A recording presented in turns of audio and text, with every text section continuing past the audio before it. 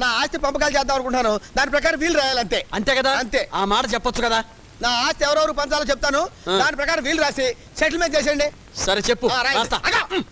దండ పెట్టుకో. ఎవరికి? ఎవరు దండ పెట్టుకుంటా? కాగితాలకి. కడుపు అన్నం తింటున్నావా, గడ్డి తింటున్నావా? ఆస్తి పంపకాలు చేస్తుంటే మధ్యలో దండ పెట్టుకుని రాస్తావు నువ్వు. ఇగో నువ్వు నోరు పరచుకున్నావు.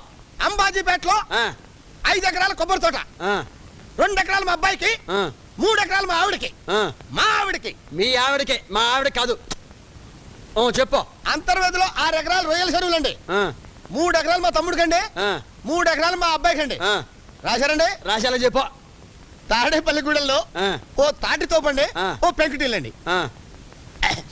అది నా సెకండ్ సెటప్ రాయండి. Second setup? వారిని ఇరుకుపాలెం ఫేసు ఇసకలో తొక్క. ఇంత లా చదువుకున్నాను, ఈ లెవెల్లో ఉన్నాను, ఇంతవరకు నాకు సింగిల్ సెటప్ లేదు, నీకు సెకండ్ సెటప్ కూడానా? అంతే మరి. నీ ఫేస్ చూస్తే ఎవరికి